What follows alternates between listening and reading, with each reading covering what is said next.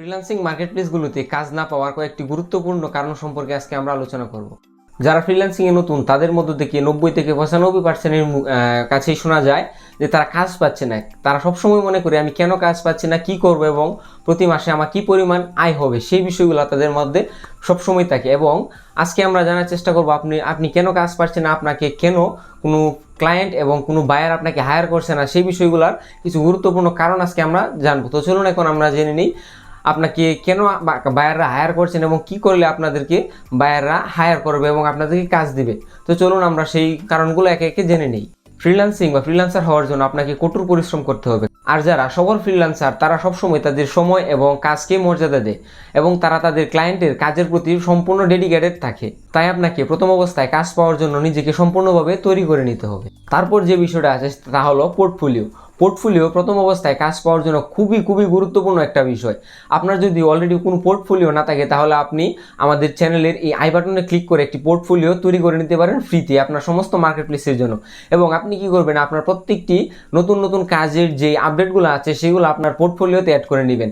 তাতে করে কি হবে, আপনার নতুন কোনো ক্লায়েন্ট যখন আপনার কাছে আসবে তখন আপনি তাদেরকে আপনার যে পোর্টফোলিওটা রয়েছে সেটা দিতে পারেন এবং তারা আপনার যে কাজগুলো আছে সেগুলো স্যাম্পল এবং পূর্বের যে কাজগুলো আছে সেগুলো দেখে আপনার এক্সপিরিয়েন্স এবং আপনার স্কিল সম্পর্কে একটা ধারণা নিতে পারবে।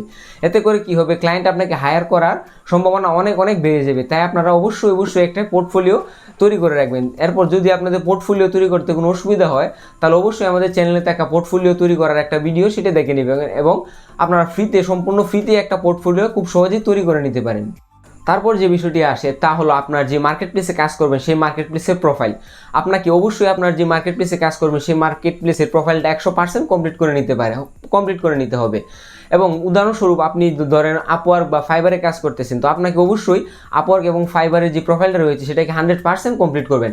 আপনি সমস্ত বিষয়গুলো কমপ্লিট করার পর আপনি চেক করবেন কিছু যে টপ রেটেড সেলার রয়েছে, টপ রেটেড ফ্রিল্যান্সার রয়েছে, তাদের প্রোফাইলগুলো চেক করে দেখবেন যে তারা তাদের প্রোফাইলটা কীভাবে সাজিয়েছে এবং গুছিয়েছে। তারপর আপনাদের প্রোফাইলটিকে সেরকমভাবে তৈরি করে নেবেন। এবং অবশ্যই এটা গুরুত্বপূর্ণ, কারণ আপনি যখন কোনো একটা ক্লায়েন্টের কাছে বিট করবেন বা কোনো একটা ক্লায়েন্ট যখন আপনার গিগগুলো দেখবে তখন তারা অবশ্যই প্রথমেই আপনার যে প্রোফাইলটা রয়েছে সেটা ভিজিট করবে। এবং তারা যদি প্রোফাইল ভিজিট করার পর দেখে যে আপনার প্রোফাইলটি অসম্পূর্ণ এবং সম্পূর্ণ নয় তাহলে অবশ্যই তারা আপনাকে হায়ার করবে না, কারণ তখন তারা আপনাকে ভরসা করতে পারবে না।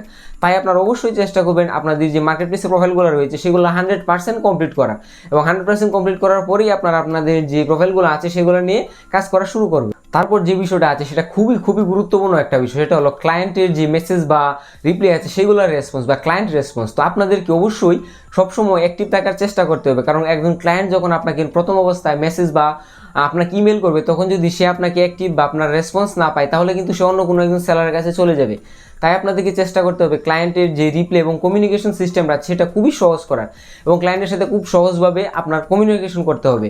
আপনাকে ক্লায়েন্টের যে কথাগুলো আছে সেগুলো সুন্দর করে বুঝতে হবে এবং আপনার যে কাজটা আছে সেটা ক্লায়েন্টকে সুন্দরভাবে বোঝানোর চেষ্টা করতে হবে এবং তাদের সাথে সবসময় কমিউনিকেট থাকার চেষ্টা করতে হবে। যদি একজন ক্লায়েন্ট আপনাকে রাত্রে মেসেজ করে আপনি যদি তাকে 12 ঘন্টা বা 24 ঘন্টা পর রিপ্লাই দেন তাহলে কিন্তু অবশ্যই আপনার সেই কাজটা পাওয়ার সম্ভাবনা একদমই কমে যাবে, কারণ এর মধ্যে হয়তো অন্যান্য সেলার তাকে মেসেজ দিয়ে ফেলেছে।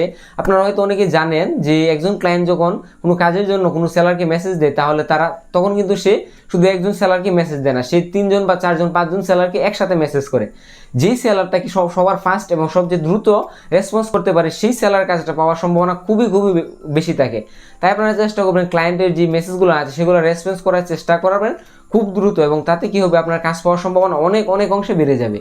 এখন আমরা যে বিষয়টা নিয়ে কথা বলবো সেটাও খুবই গুরুত্বপূর্ণ একটা বিষয়, তা হলো প্রাইসিং।